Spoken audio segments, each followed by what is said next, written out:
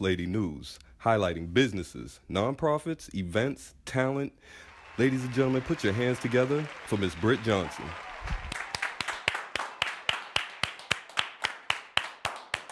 Hello, everyone, and thank you for tuning in to Boss Lady News. I hope you guys are having a great week.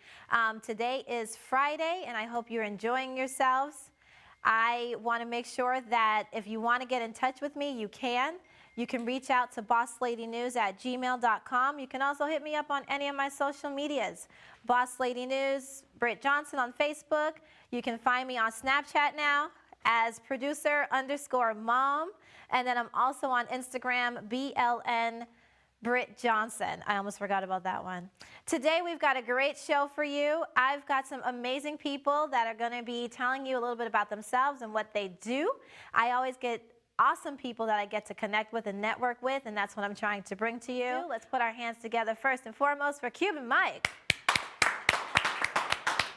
Hey! What's going on? What's going on? What's going on? How are you? Doing good. I see you got the whole Wakanda outfit here going on Is it here. Wakanda? Does it feel like that? Hey, rocking it. I'll take it. You got the whole Nubian thing going on here. Loving it. Loving it. Man, there's so much going on in the world today. Yes, it is. Yes, it is. And I want to begin with Malik Yoba. If you know who he is, so if you were a 90s, 80s baby, he was on New York Undercover. Right. I always thought he was a very underrated actor during the years. He came back in Empire, and he also been known to do a lot of things in the community. And recently, he came out saying that he was trans attracted towards women. And he's been going on this whole campaign to be an activist towards trans people. And he's been going to all these outlets, to try to, represent for them. And he was on The Root, and he was interviewed by The Root. I think his name was Terrell Starr. And the interview kind of went left where he kind of like blow up on the dude. And I want you to hear this clip because anytime I see a celebrity going crazy on camera, I just find it very hilarious. Okay, you guys, let's take a look at this clip. Yes. We sat for 4 hours, and you gonna stand some allegations? You. The is wrong with you? This is my life. Can you guys not? This is like... That's up, man. We have like... The is wrong with you, man? We sat for 4 hours. All right. Don't tell me. I want the cards. You can't use any of it. There's no release your signs. I want the cards out of all these cameras. We can't give you our cards. All right.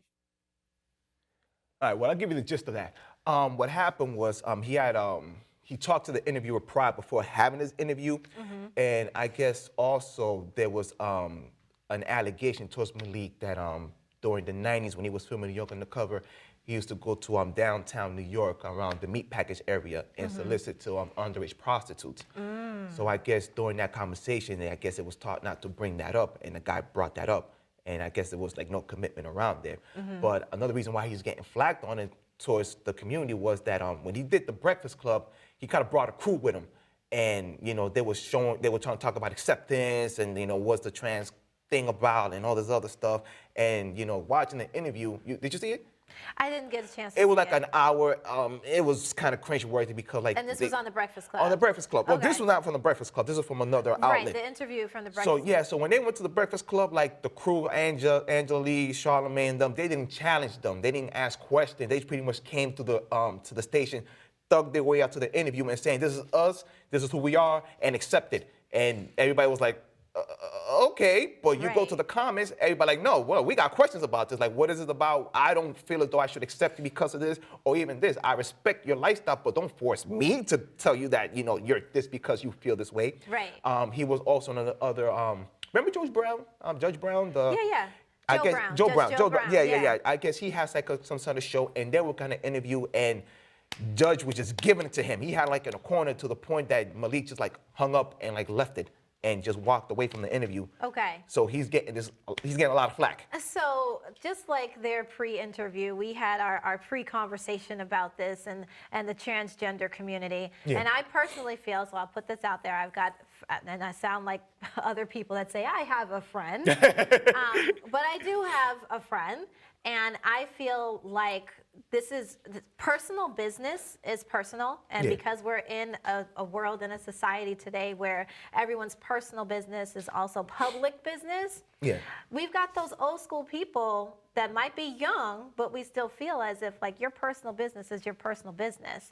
What I see on the outside is what I see. I don't need to walk down the street and ask every person, hey, are you a female? Are you a male? Do you feel like you were born like that? Like, that's not where my conversations need to go.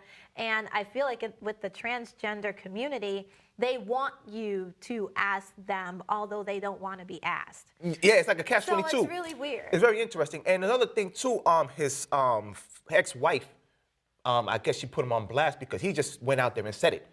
And it was like, look, whatever you want to do is whatever, but it would have been great if it would have came to me and your kids, because not only this is going to have an effect towards them, because I guess she was talking about how their kids were getting bullied and they were getting attacked online. So it's not something you just go out and just say it. You kind of have to have a family meeting about it. Right. So and there's a difference between like supporting something and telling your private business to the world and saying, you know, I prefer to have sex with this as well, or them as well.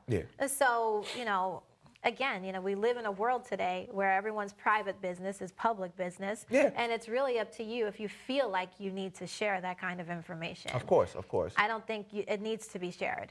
Yeah, but the blow is classic. I think this is close. This is like the second best blowout I've seen since the R. Kelly, This Is My Life. I think the whole blowouts is like the reason why people are doing this. They're looking for something to agitate the media and people. I want to go on somebody's show and start kicking chairs too. Yeah, and he tried that. It was cool because you see the interview, like Homeboy who was interviewed, he was just like so cool, calm, and collective. Like he was looking like your yelling does nothing to me. Right, right. So your aggression is not. It does nothing to me, so it was great. It was great. I'm waiting for the next blowout before the year ends. Yoba, this is not the Breakfast Club, but I am going to have to give you Donkey of the Day. Oh. Yeah. Well, guys, we're going to cut to a brief break. Cuban Mic isn't going anywhere. We're going to see him a little bit later on in the show.